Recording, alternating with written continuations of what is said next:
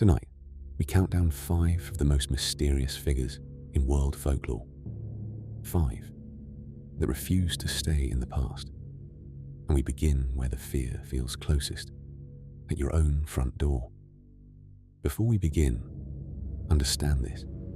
None of these creatures are the invention of one imagination.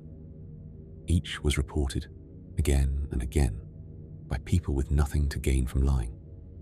Fishermen, farmers, hunters, mothers. Some of their accounts sit in court records. Some are carved into the doors of churches that still stand today.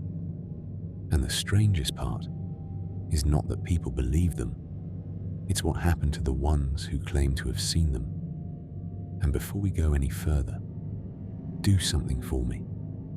Tap that like button and subscribe. Let's begin the countdown. Number 5.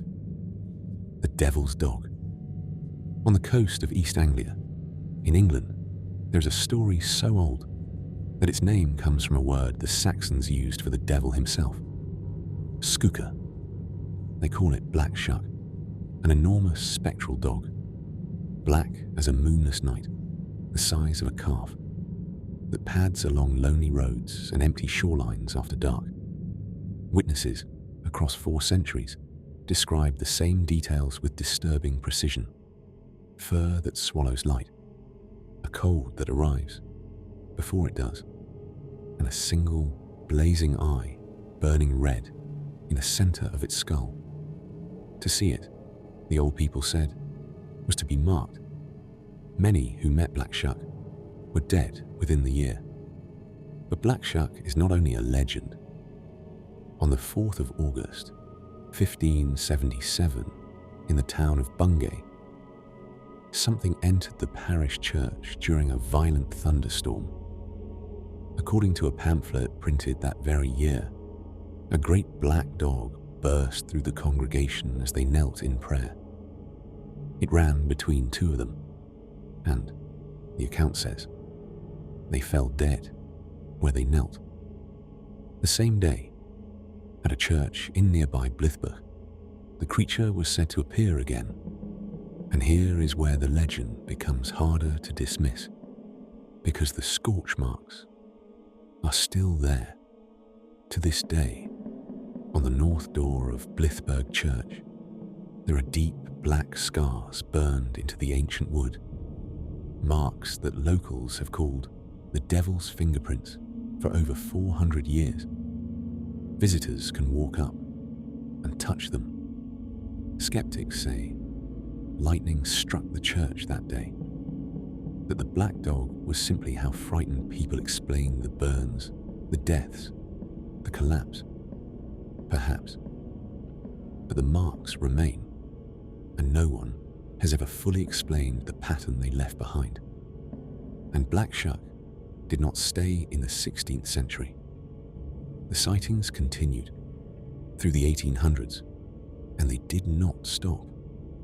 In 1893, a Coast Guard swore a huge black dog crossed his path and vanished into a solid wall. In the 1970s, drivers on empty Norfolk roads reported an enormous hound loping alongside their cars, keeping pace at impossible speed, before simply blinking out of existence. Then, in 2014, archaeologists excavating the ruins of Liston Abbey unearthed something no one expected: the skeleton of a dog, an enormous one, buried in a shallow grave, exactly where the legend said the beast once roamed. The bones were debated. Some argued they were simply a large monastery guard animal, but their size and their placement sent a chill through everyone who read the story. Was it Black Shuck? Almost certainly not. But that is the nature of these legends. They survive, not because they are proven, but because every generation finds a new reason to look over its shoulder on a dark and empty road. Black Shuck is number 5, but the further north we travel, the stranger and the more grotesque these figures become. Which brings us to number 4, from the storm-battered islands of Scotland. The Nuckelavee, the Skinless rider. Off the northern coast of Scotland lie the Orkney Islands, treeless, wind-scoured, surrounded by a sea that has drowned countless men. And from that sea, the Orcadians believed, came the single most horrifying creature in all of British folklore. Its name is the Nuckelavee. Even speaking of it, the islanders said, could draw its attention. Those who described it did so reluctantly, in whispers, and only away from the shore. Because the Nuckelavee had one feature that set it apart from every monster before it. A detail so grotesque that the people who reported it seemed almost ashamed to say it aloud. The Nuckelavee had no skin. Picture it as the only eyewitness ever did. A man named Thomas, whose account was written down by a folklorist in the 19th century. The creature rose from the sea like a horse and rider, fused into one nightmare. But there was no hide, no coat, no skin anywhere on its body. Black blood coursed through yellow veins, beneath raw red muscle. Its legs were part fin, and on top of a body, already too large, sat a head that lolled and rolled, as if its neck could not hold it. A single, vast eye, burning like a red flame, and a mouth that gaped like a whale's. The Nuckelavee's breath was a poison. Where it passed on land, crops withered in the fields, livestock collapsed in the byres, and a plague the islanders called mortasheen swept through the horses. Drought, sickness, ruined harvest. Every disaster the hard Orkney life could throw at a family was laid at the door of this skinless thing from the sea. It was, in a sense, fear itself, given a shape. And yet, the Nuckelavee had one weakness, one strange, almost merciful rule. It could not cross fresh, running water. Thomas, the man who met it on a lonely road one moonlit night, survived only because he remembered this. As the creature bore down on him, its hot breath scalding his neck, he splashed across a running stream. The Nuckelavee reared and shrieked on the far bank, unable to follow. And Thomas ran for his life, not daring to look back, until he reached his door. It is the only first-hand account we have, and Thomas would never speak of that night again without shaking. What was the Nuckelavee really? Folklorists suggest it was how a people living on the knife's edge of survival explain the invisible enemies of their world. Disease, salt spray poisoning the soil, the sudden death of animals. But knowing the explanation does nothing to lessen the image. A skinless rider rising from a black sea, bringing plague on its breath. The Nuckelavee is number 4. Now we cross the Atlantic to a hunger that walks on 2 legs, and a warning that some words should never be spoken. Number 3. The Wendigo, the hunger that walks. Among the Algonquian-speaking peoples of the northern forests of North America, the Cree, the Ojibwe, the Innu, there is a belief that must be approached with care, because it is not a monster story to them. It is a spiritual and cultural reality, still respected today. We share it here. With that respect, they speak of the Wendigo, a malevolent spirit, born of the 2 things the northern winter feared most: starvation and the terrible act it could drive a person to. The Wendigo is hunger that never ends. And anyone who gives in to that hunger, the tradition warns, risks becoming one. Descriptions vary between nations, and out of respect, we keep to the broad tradition: an emaciated giant, gaunt to the point of a walking skeleton, its skin ashen and stretched tight. The smell of cold earth clinging to it. It is forever starving, forever eating, and never, ever full. And with every winter it survives, the Wendigo grows larger so that it can never catch up to its own endless need. It moves through the deep woods with the sound of wind, and it hunts the lost, the freezing, and the desperate. What makes the Wendigo so mysterious is that it crossed from legend into the historical record, into medicine, and into law. In the late 19th and early 20th centuries, physicians documented a condition they named Wendigo psychosis. Cases reported among northern communities of individuals who became convinced they were transforming into a Wendigo, seized by an overwhelming compulsion, even as they begged to be stopped. The most famous case is that of a Cree man named Swift Runner. In 1878, a trapper who, despite being only miles from a supply post with food available, killed and consumed his entire family over one brutal winter. A Swift Runner claimed he had been possessed, that a Wendigo spirit had taken hold of him. Investigators found no starvation to justify what he had done. The food was there. He was tried and executed. To the courts, it was a horrifying crime. To his own people, it was something else entirely. Proof that the Wendigo was real and that it had walked among them. That winter, the elders taught that the only defense against the Wendigo was community, the sharing of food, the refusal to let anyone face the winter alone. Selfishness fed it, isolation invited it. In that light, the Wendigo is perhaps the most human monster on this list. A warning, encoded in fear, about what people become when the cold closes in and they stop looking after one another. The Wendigo is number 3. Our final 2 figures share something even more disturbing. They don't come from the wilderness. They come from inside the village. They wear a face. You know. Number 2 takes us to the islands of the Philippines. 2. The Aswang, the neighbor who isn't human. In the rural provinces of the Philippines, there is a fear so widespread that it has its own word, its own countermeasures, and its own quiet rules of behavior after dark. The Aswang, unlike the monsters of distant forests and seas, the Aswang lives among people.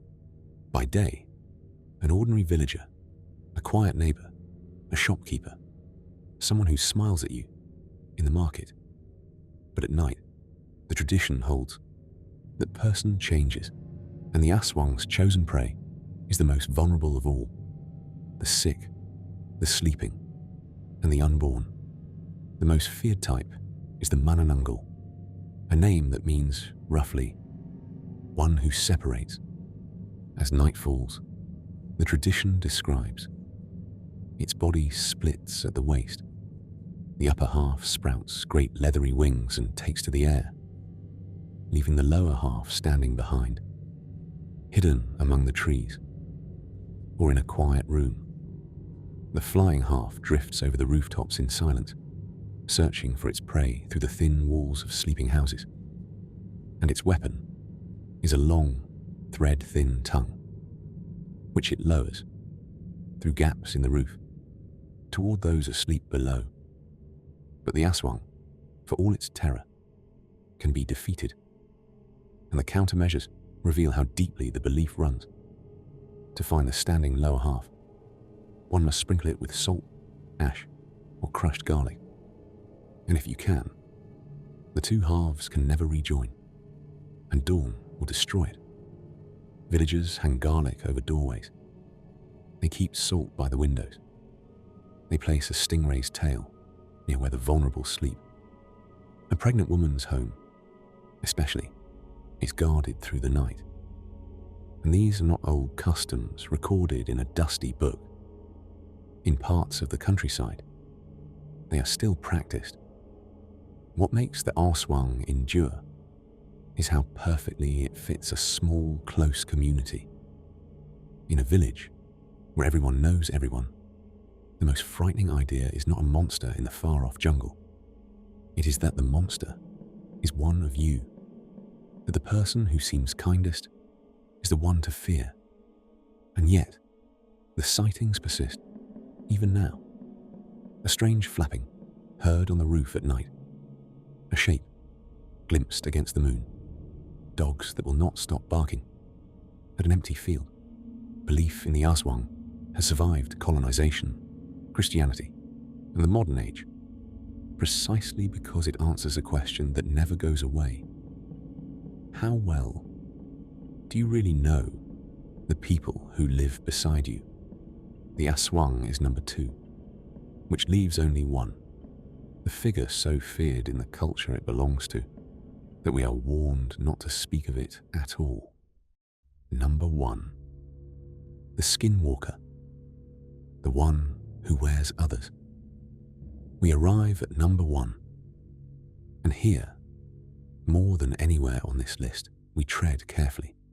Among the Diné, the Navajo people of the American Southwest, there exists a belief so serious that, traditionally, it is not discussed with outsiders, and often not spoken of aloud, even among their own, especially after dark.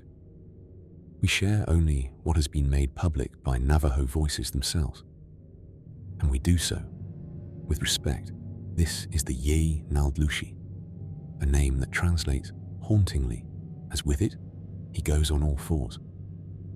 In English, the world has come to know it by another name, the Skinwalker. A Skinwalker, in the tradition, is not a creature born into the world. It is a person, specifically a medicine man or woman who has turned away from healing and toward harm, gaining forbidden power through an unspeakable act. In return, they are said to gain a terrible gift, the ability to take the shape of any animal they choose, a coyote, a wolf, an owl, a crow. They wear the skin of the animal, and with it, its form, moving through the night on 4 legs, faster than anything natural, mimicking the sounds of other animals, and even the voices of people. The accounts, gathered over generations and shared publicly in recent decades, are remarkably consistent. Families driving lonely reservation roads at night describe an animal that runs alongside the car at 70, 80 miles an hour, far faster than any real creature, its eyes glowing in the headlights, a grin on a face that is not quite an animal's. Others tell of scratching at the windows, of knocking on doors when no one is there, of an animal that stands for just a moment on 2 legs, and always the same detail, the feeling of being watched by something intelligent and hostile and wrong. And then there is the place that made the legend famous to the wider world, a remote ranch in Utah, sitting on the edge of Ute and Navajo lands, that came to be known simply as Skinwalker Ranch. For decades, the families who owned it reported a catalogue of the impossible, cattle found dead and strangely mutilated, with no tracks and no blood, lights that rose from the ground, enormous creatures that walked upright and vanished when shot, voices in an unknown language heard in empty fields. The ranch drew scientists, researchers, film crews, and after all of it, the sensors, the cameras, the investigations, no one has produced an explanation that satisfies anyone. Skeptics offer their answers: misidentified animals, tricks of fear and darkness, the human mind, pattern-matching threat onto an empty desert night. And for many of the reports, Those explanations may well be enough, but the Diné tradition is not concerned with convincing skeptics. To them, the Yi Naldlushi is not a campfire tale, to be proven or disproven. It is a real and dangerous spiritual force, a reason to protect your home, to guard your words, and to never, ever whistle in the dark. Why does the Skinwalker sit at number 1? Because it collapses the safest distance we have. The other monsters on this list can be escaped. Cross a stream, share your food, hang garlic at the window, stay off the coast road. But a thing that can wear the shape of your dog, your livestock, even the voice of someone you love, calling to you from the dark, that is a fear with no door to lock. It is the oldest terror of all, refined to its sharpest point, that the thing hunting you already knows you, and that it can look like anything at all. 5 figures, 5 cultures that never met, and yet the same shapes rise again and again out of the human dark. The beast on the road, the thing from the sea, the hunger in the snow, the neighbor who changes, and the hunter who wears your face. We call them folklore, and we tell ourselves that word means not real. But every one of these was a way of naming a fear too large to face directly. And fears, unlike monsters, never truly die. So the next time you're alone somewhere quiet, and you hear a sound with no source, an animal that shouldn't be there, a knock at an empty door, remember the people who came before you. They had names for that feeling. If a legend from your part of the world frightened you as a child, leave it in the comment. We may count it down next. Until then, lock your door and don't answer if it knocks back.